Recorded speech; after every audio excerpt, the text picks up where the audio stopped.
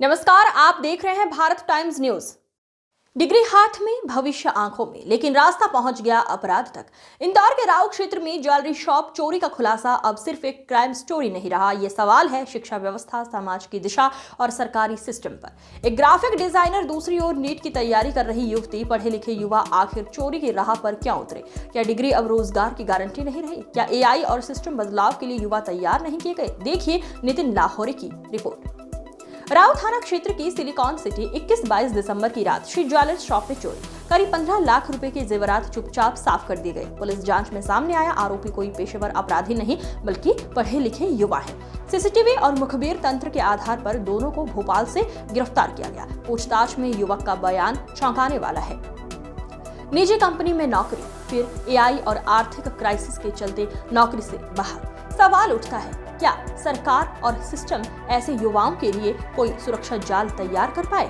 वहीं नीट की तैयारी कर रही युवती जो डॉक्टर बनने का सपना देख रही थी, आर्थिक दबाव में अपराध का हिस्सा बन गई। यहाँ सवाल सिर्फ चोरी का नहीं है, सवाल है उस समाज का जहाँ पढ़ाई के बाद भी भविष्य सुरक्षित नहीं। क्या शिक्षा सिर्फ डिग्री तक सीमित रह गई है? क्या युवाओं को बदलती तकनीक से निपटने का रास्ता दिखाया गया? और जब सपने टूटते हैं तो क्या सिस्टम जिम्मेदारी लेता है? जब पढ़ाई रोजगार न दे, समाज सहारा न दे और सरकार विकल्प न दे, तो क्या अपराध युवाओं के लिए मजबूरी बनता जा रहा है? राव की चोरी एक केस नहीं, पूरे सिस्टम पर बड़ा सवाल। सर, राव में एक चोरी हुई थी ज्वेलर्स के यहाँ पर, फिलहाल क्या खुलासा है और कितने आरोपी गिरफ्तार? राऊ थाना क्षेत्र में करीब 2 दिन पहले एक नकबजनी की घटना रिपोर्ट हुई थी, जहां पे करीब 15 लाख रुपए के आसपास का मशरूका चोरी होने की रिपोर्ट लिखी गई थी। उसी घटना का संज्ञान लेते हुए राऊ थाने में एफआईआर दर्ज की थी इन चोरी और नकबजनी की धाराओं में। उसके बाद घटना को ट्रेस करने का प्रयास किया गया। ये जो घटना थी वो श्री ज्वेलर्स में हुई थी।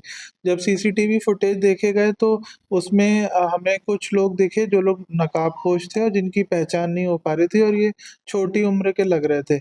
इसमें एक एक आदमी था जो छत से कूद के नीचे गया था और फिर नीचे जाके उसने दरवाजा तोड़ा था, और दरवाजा तोड़ के जो दुकान है वहां से सोने के और चांदी के आभूषण उठाए थे। ये जो दुकान थी ये घर में ही संचालित होती थी और रात में कोई नहीं रहता था, और दुकान जो है मतलब बंद ही रहती थी और घर में कोई नहीं रहता था। ये लोग कहीं और रहते थे। तो उसी घटना पे फिर हमने उसको फॉलो किया था फुटेज के आधार पे, और फॉलो करते हुए हम एक डेड एंड पे पहुंच गए। उसके बाद पिछले 3-4 दिन के फुटेज निकाले गए और देखा गया कि ये लोग पहले भी हमें दिखे लास्ट 3-4 दिन रेकी करते हुए, और इनने पहले भी चोरी का प्रयास किया था, बट कई बार पुलिस को देख के ये लोग डर गए थे और ये घटना कारित नहीं कर पाए थे।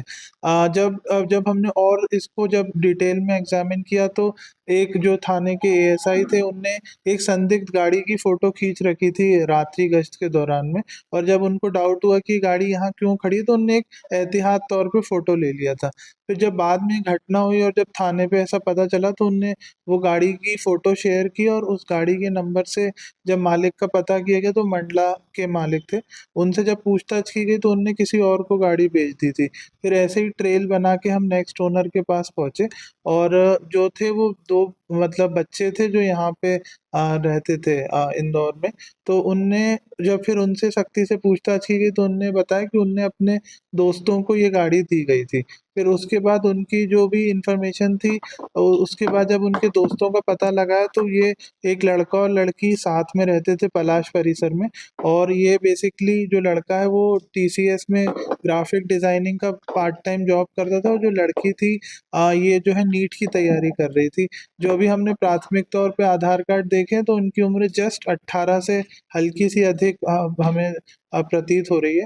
तो जब इनसे फिर ये लोग अपने घर चले गए थे यहाँ पे क्रिसमस मनाने, और जैसे ही पुलिस को सूचना मिली तो पुलिस ने भी इनको फॉलो किया, और इनको फिर कल रात्रि में जो भोपाल के ये लोग रानी कमलापति रेलवे स्टेशन से उतर के जेल रोड साइड घूम रहे थे, तो वहां पर राव पुलिस ने इनको अपनी अभिरक्षा में लिया, और फिर इनको जब इंदौर लाया और जब इनसे पूछताछ की तो इसमें पूरा माल बरामद हुआ और 100% इनसे रिकवरी की गई रही है।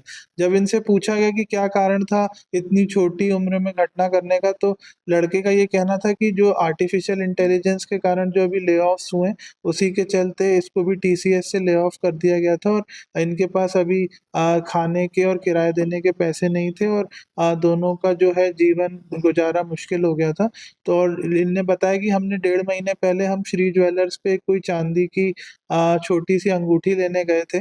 तब हमने जब सुरक्षा आकलन किया तो उनको लगा कि यहाँ पे सुरक्षा के जो सुरक्षा है वो काफ़ी वीक है और हम इसको इजीली ब्रेक इन करके तोड़ सकते हैं।